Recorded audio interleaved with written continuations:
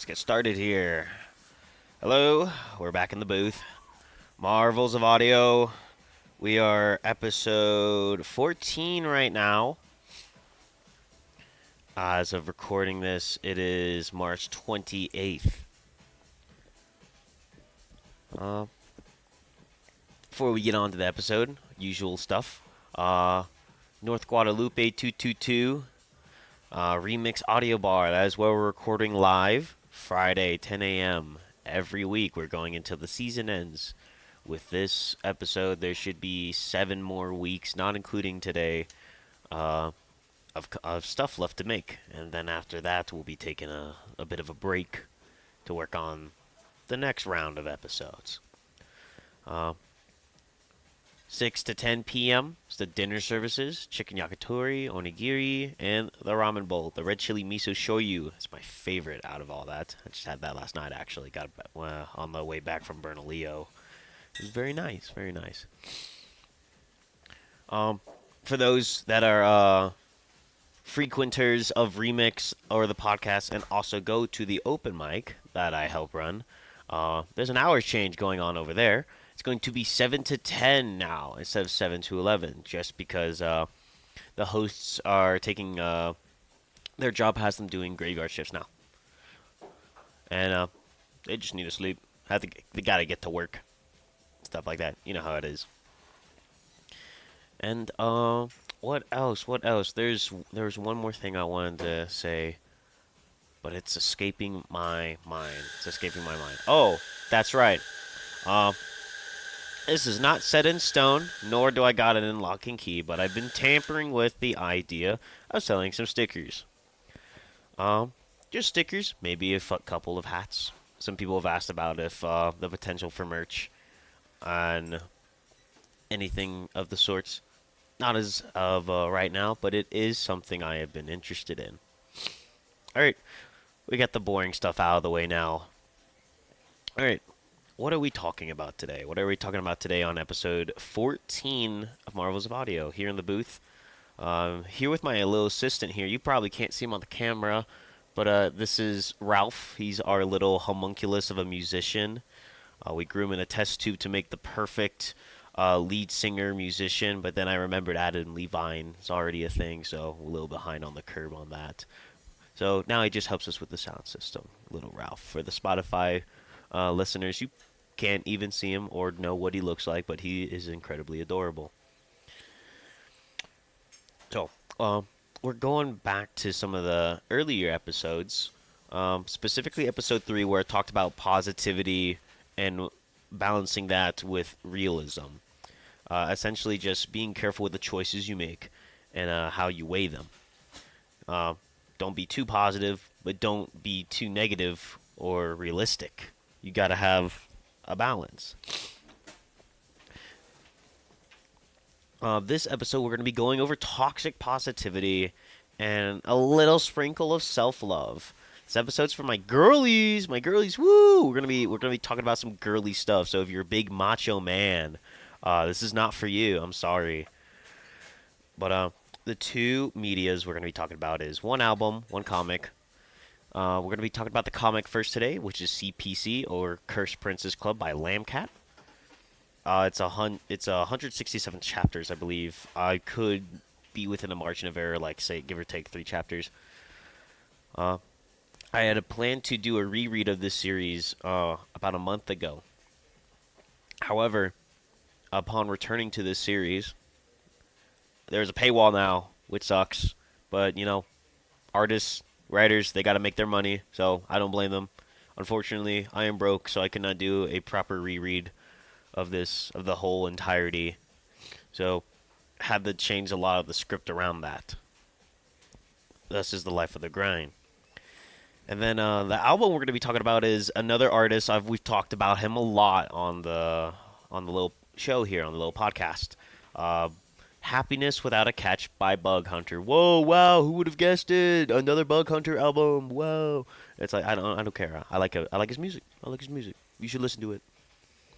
But Happiness Without a Catch is a collection of songs, storytelling songs, where the whole theme of the album Theme, you don't see me air quoting, but theme is it's all stories with a happy ending without a catch. But we'll dive into the little fun that Bug Hunter plays with that whole portrayal in a second. So, what is Cursed Princess Club? Let's start off with that. We're going to be focusing on mainly two characters here. There is an amazing cast of very well developed and very well written characters within the Cursed Princess Club. It's a very character driven story. However, I'm going to be featuring sorry, still waking up. We're going to be we're going to be focusing on our main two characters here, the protagonist, and as Fandom Wiki said, do our antagonist. Quick little rant here. I love going to Fandom Wiki because I love reading comics, and then I love seeing what the Fandom Wiki got completely wrong about the comics I read. I was like, did we really read the same story? Sorry, I just had to get that out there. Don't get your information from Fandom Wiki. But get it back on track. Gwen is our protagonist. She's the main focus of the story, and then there's Frederick, who is also just as important, but the perspective of the story isn't usually from him. The narrative doesn't really focus much on him as it does Gwen. Gwen is the youngest sister of three. From oldest to youngest, it's Maria or Maria, Lorena, and then Gwen being the youngest, 18, 17, 16. They are to be betrothed, an arranged marriage to the princess. There's the pastel princesses and the plaid princes. I know, kind of funny. And the prince, the youngest prince, Frederick, is to be married to Gwen. So,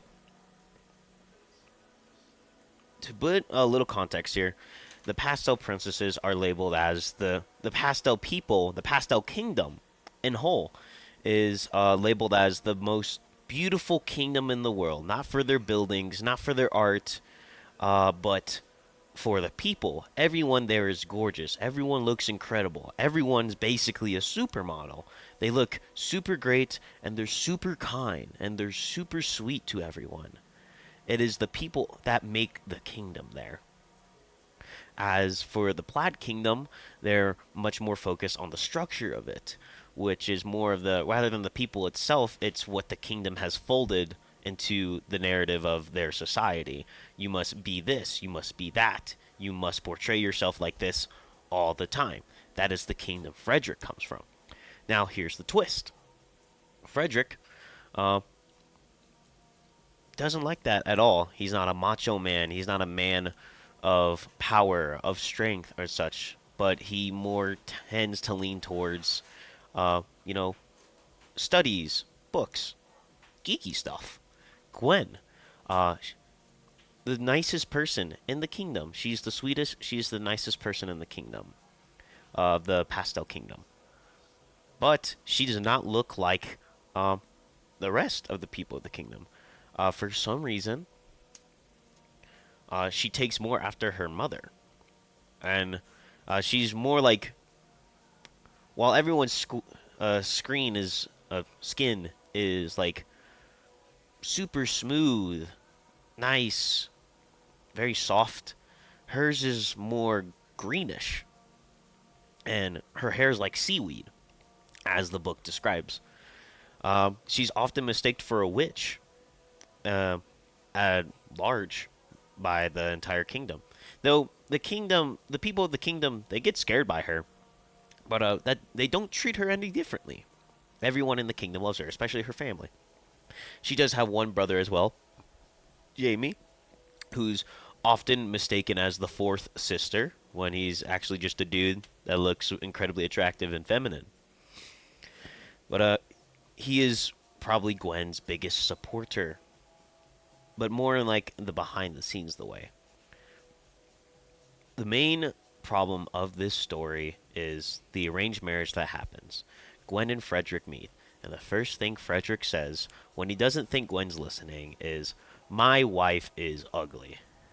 This one phrase absolutely shatters Gwen. She doesn't believe in herself anymore. Her confidence is completely gone.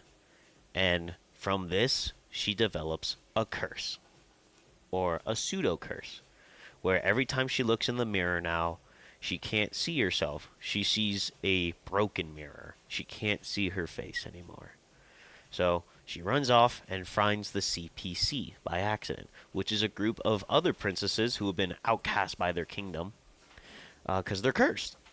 You have a variety of curses: a princess with no eyeballs, a lobster that turned into a woman, a woman that was bitten by a spider and now turns into a giant spider. The list goes on and on. And that's what most of the story follows. It's Gwen trying to help figure out this curse of hers with the CPC. Because what the CPC does is either help princesses overcome their curses by curing them, or if they can't do that, help cope and live with them. And that's what we come to here. And it's this amazing and slow burn of a journey of Gwen realizing what is self-love. How do I appreciate myself, my skin, my face, my hair, all that about me. It's like I said, it's a very slow burn, but it dissects it perfectly of like what you need to do, the ups and downs of truly coming to accept who you are, your body, how you look, how you act, and really truly appreciating this. Now, I said ups and downs there. There are lots of times where it doesn't start off like that. She falls down, gets, oh, I can't believe that. Later reconnects with Fred. Fred doesn't know that he heard what she said, but they start to get closer. And then Fred realizes, oh, this woman is amazing. I do actually love her. And so does Gwen. Gwen starts to come closer with Fred and being like, I adore this man. He is so sweet. He is so kind. And he treats me like no other person. And such. But whenever she thinks about something nice about Frederick or all the sweet things he tells her, like a lightning bolt into her head, it's the "you are ugly." It pops back into her head, and she freaks out. She freaks out, and she pushes it down, bottles it up like a lightning bolt in a jar. And she just tells herself, that doesn't matter. I am happy. I am happy. It's great. I'm going to be married to an amazing man. My sisters are going to be married to amazing men. The two kingdoms will be united. It's going to be great. I just have to get through this. No, do not tell yourself that. Do not say that. That is stupid. I understand that I have said that exact same bull in a lot of the past episodes where it's one foot in front of the other. You just gotta buckle up your bootstraps, or this too will come to pass. That is sometimes the case. However, if that becomes repetitive, that is not okay. If you can't be happy at the cost of yourself. That just doesn't work. You can't be happy at the cost of others. Say, like, if you want to be happy and tell the truth about what someone said, it could ruin your sister's marriages. And she's like, I don't want to be happy. I don't, not like that. It's not like that. In actuality, she's even damaging herself more. She's quite literally gaslighting herself to be happier. And it just keeps bottling up, bottling up, bottling up until we get to this huge climactic explosion where she just goes, I know what you said. You called me ugly. And it ruins everything. Her happiness, all of her hard work, and all that. And because while she's gaslighting herself into thinking she's happy before we get to this big boom that happens, it's she still has this curse. She doesn't know why. And it's when the president, also known as just Prez, does a little looking into this curse, and she's like, "This is not a curse. This is just you not appreciating who you are, Gwen. You have to be able to ventilate these feelings properly. You have to be able to properly ventilate them to yourself and to your friends, your family, and the person who said that. You know, there's also a message of accountability here. That's not the focus of this episode, though. It's not like that. But you get what I'm getting at here. All right. Now I want to shift a little bit on Frederick. What is Frederick doing while all this is happening before the big boom, the big truth reveal, truth bomb? What Frederick is doing is we get a little perspective into his life, where he has a very stern father that forces them to, just do boot camp stuff, be strong, be masculine, be the tough guy, be the strong guy, and all that. Frederick doesn't want to be that, doesn't want to do that. What he wants to do is solve riddles, solve puzzles, make uh, read books, do art. That's what he wants to do. Sorry, allergies are killing me.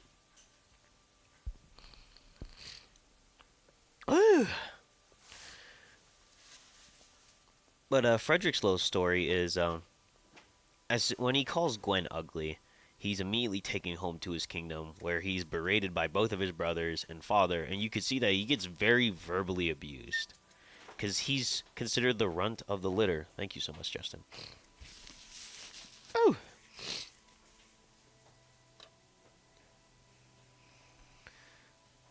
And he's depressed. He feels awful. He's not happy. He thinks that if he can just be what everyone around him thinks of him, like to be this big, strong guy, if he can fit their narrative of what they want him to be, he thinks he could be happy. And he tries so hard to do that, and do that, and do that. And he starts to slowly realize that every attempt he does to be someone else, he makes things worse. Because he's doing things in situations where it's not something he would do, and it's not something he wants to do. And through this, he ends up ultimately damaging his relationship with Gwen more than he does to build it. Until it comes out with this big guilt of him being like, I can't believe I called the woman I love ugly. And the guilt of that just destroys him, destroys him, destroys him, until he realizes, I am not happy with my life. And it's a great, I wouldn't exactly call it an ego death, because he does not believe any of this in himself. He does not believe himself at all. He has no esteem. It's not an ego death. However, it's kind of a moment of Sonder. We talked about that before, where he realizes a lot of the things he's doing, it's unintentional, but it's toxic. It's not healthy. It's not okay. And then we get to the big truth bomb, and that's where he finally takes that first step to, I need to fix everything. I need to apologize. I need to take accountability. And only then, once I start getting through the really bad stuff, the stuff that makes me sad, the stuff that makes my life awful, it's gonna be there still. But the sooner I embrace it with both arms, rather than just one arm hug, I can be happy. And that's Frederick's little storyline. Now, I must shamefully admit I never got around to finishing the series, as it was in its final arc, and I was just like, oh, I'll give it like 2-3 months to finish, and then it finishes, and I go to do a read of it, get halfway, and I was just like, ADHD thing, drop the series, start the podcast, and I was like, oh, I want to talk about CPC by Lambcat. Paywall, boom, I'm broke, so never got around to finishing the series. However, do keep in mind, you could buy physical copies. If you're not a big Webtoon guy like me, Well, that's where I find most of my comics. But if I really engage with a series, I try to buy the physicals. The entire series has the physicals up. Go buy those, please. All that goes directly to Lambcat. She very much deserves it, or they. I can't remember. But what does this have to do with toxic positivity, Dalen? Well, that's more about self-love. But toxic positivity is something that stops us from loving ourselves. Now, I usually start the episode with a quote, but I kind of wanted to talk about the comic first before I got into it. It's this quote from research, actually about toxic positivity itself. I think I can't pronounce their first name, but it's Brené Brown that I found this quote from. And it's, if we numb the painful emotions, we also numb the positive emotions. And that's exactly what happens with Gwen and Frederick. The things that are eating them up inside, the things that are destroying them, they keep pushing it down. They keep putting it to the side. They don't accept it. And through there, they also negate their ability to be happy. Happiness is not a path. Happiness is the path itself, and that is riddled with strife, challenge, pain, and it's going to be there from the start and to the end. Now, let's talk about happiness without a catch by Bug Hunter. We're going to be going over a few songs here. We're going to be going over Not Like That. We're going to be going over fan fiction, alchemical romance, Robbing a Bank, and there was one more song that's escaping my head. One Armed Hug. We're going to go over One Armed Hug as well. Not in that exact order. But I want to start with Not Like That, because it's the first exact song in the album. And it starts with this, here's a magical button. You can press this button and it makes you happy for an hour. However, if you press this button, a random person on Earth dies. And it's from the perspective of like a salesman trying to pitch this to some guy to press the button. The guy's like, I do want to be happy, but I don't want it to be at the cost of someone. And the song just follows this little sales pitch of, it's like, okay, someone doesn't die, but they will fall down. Some random person will fall down the stairs. It's not your fault if they don't hold the rails. It's like, no, no, no, I don't want that. I don't want there to be a catch. I don't want it not like that. And so we get to this final thing where it's just they keep breaking it down, breaking it down, breaking it down, making it less of like a gotcha. To, and that's ultimately what the song is. But it's a goofy song. All these are goofy songs, but I like the little under message that goes. This is going beyond the joke moment, where it's like there is a message behind this, where it's, I want to be happy, but not at the expense of something, the expense of someone. And you think about it on the first listen, that's what I thought, where it's just like, oh, it's just, I don't want to be happy if it comes at someone's expense. Listen to the second time after I finished the album, and listening to the last two songs, I realized, oh, this is more of a delusion. There is going to be a catch with being happy. That is the unfortunate reality. How do we get there, though? How do we find out that that little ugly truth that happiness always has a catch? It's always got a catch. Well, let's break it down.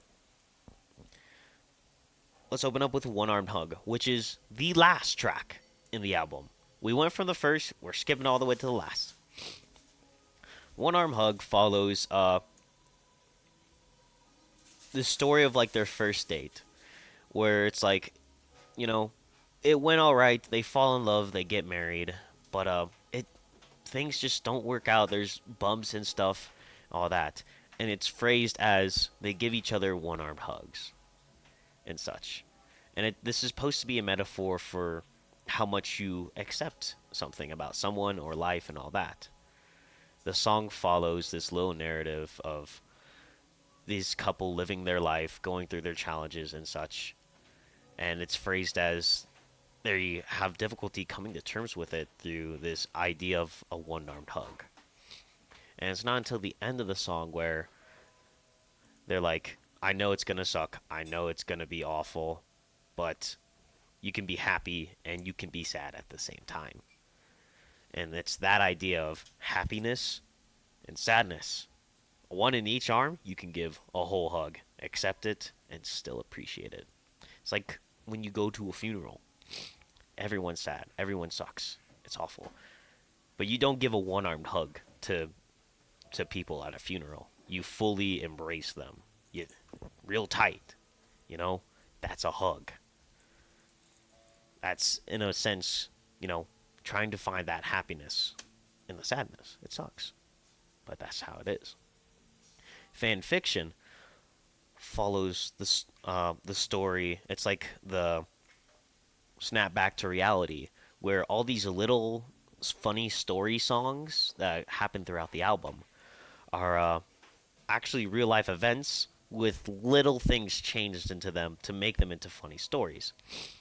Such as the next song we'll talk about, Robbing a Bank, where it talks about the couple. They would pretend not to know each other, go to sample stands, ask to take two, one for me, one for my partner, and then they get the other person, do the same thing, and they called it Robbing the Bank. But and it makes you want to listen to the album a second time because it's genius. Because then you realize these aren't just funny stories. This is just our author, our narrator, taking these funny little events from someone he genuinely enjoyed hanging out with, and changing them a little to make these bad memories, these good memories that went sour, good, to make it fan fiction. He's filling in the in-betweens. It follows this person he really adored. It didn't work out. And it just eats him up so much that he just begins lying to himself, being like, what if this happened instead? What if the bad things turned out good? But as we've already talked about, it's not like that. It can't just be all good. It can't all just be all good. Like, having a good life is not the same as having a happy life. That is just how it is. And that's Robbing a Bank. It's him talking about his favorite little memories with this lover or partner or whoever it is. And making these good memories that went sour, as I said already, good. Not much to talk about those songs, but there is one I wanted to talk about specifically of the story songs. Alchemical Romance. Alchemical Romance is probably my favorite song from this track, just because of this one song, which is supposed to be the whole, like, him coming to terms with life sucks, essentially. It's the best way I could phrase it. For a lack of better term, it's him, like, he's falling in love with this person, and it's great. It's like he describes it as like, it's magical. I'm in a trance. It's amazing, until he snaps out of it, and he's like, wait a minute, this isn't real. This is all fabricated. This is fan fiction. You see where I'm getting at here? You see all the connections here? And he chants this little thing to himself: reason, logic, rationale, protect me from this magic spell. And that's the ending, like, bit before it gets into the last chorus of the song, where he begins to realize it's like, even though he can tell his head to be happy, be happy, be happy, trick his mind into it, his heart still hurts. If the heart doesn't want it, there's no reason to rationalize with all the logic in his head. And that's how he breaks through that spell, essentially. And that's when we start to get into the last two songs of the track, which is Fan Fiction and Alchemical Romance. And there we have it. That's the irony of the album. Happiness without a catch. It's not really a thing. There's always a catch. It's always there. But we've all heard that before. Uh, the weird, like I was saying earlier, it's just like get over it, or it could be worse, or never give up. Sometimes that is the mindset to have, but sometimes it is okay to complain. It is okay to feel negative feelings. It is okay to feel like a loser. It Life sucks, dude. I'm not gonna sugarcoat it. I feel like that's the first time I've ever said dude on the podcast. I could be wrong. But that's just how it is. I see so many people like go through such trials and tribulations, and they'll just I'll get through it. I'll get through it. It's gonna get better. It's gonna get better. It's like, no, dude, you're in an awful place right now. Embrace it. If you had a bad day, just give up. It's not gonna get better, but at least tomorrow you can try again. It's totally okay. Like, not every day has to be 100%. I've said before, at work, at worst, this podcast is music and comic recommendations. At best, this is advice. I want to put that into a little bit of perspective before we close out here. What I'm doing here is I'm telling you that you got to pick up the rock. We've talked about this before. And you can't see what I see, but I see that mountain. I see that castle you're going to build. It's going to be great. It's going to be powerful. It's going to be strong. I'm not helping you build that castle. What I'm doing is I'm telling you the foundation. What you could make your foundation. The whole idea of this podcast is I'm not changing lives. I'm not saving lives. You're not going to see me on the news. It's like, oh, I saved 12 burning grannies from a building. What a hero. No. The idea of all this stuff, if at best you take it as advice, is I want you to use this to be put into a position where you can start getting better. Don't take this as gospel to get better. That's not how that works. There's power in words, but it's not life changing. It's guidance. But it was a little funny conversation I had with someone like that, being like, "Oh, Dalen, I watched this one episode. It was like, this is great. This is awesome. I'm gonna start doing all that." I was like, "No, don't start doing all that. Do what you want to do, and consider what I say. That's not healthy. I want people to be happy, but not like that. See, that's ultimately what everyone wants, is to be happy." All right, we're gonna close it out here with our usual stuff. Recommendation time. Just like last week, I'm not gonna recommend a whole album, but one song. John Hughes by Bad Lives. It'll be in the description. I think this song sends home perfectly what I'm saying, or especially like when you start to snap out of that trance, because there's this one part of the chorus in that song where it's like, "Why do I cry if everything's all right tonight?" And it's just like sometimes that's how it is. Sometimes we just get mad. Sometimes we just get sad. Sometimes we just start bawling our eyes out, and we don't know why that is. That is like the worst feeling ever. It sucks. But I highly recommend that band in general. Love that guy's music. He's great. Gives a lot of Jack White vibes, like White Stripe vibes. But next week's episode is going to be an episode about friendship. Woo! Hooray! I'm getting into the whole sunshine and lollipop stuff with these next few episodes. But don't worry, we'll probably talk about some more depressing stuff before the season ends. But yeah, sorry for this week ending, but I feel like most of it, most of the juice, most of the essence was within that whole middle part right there.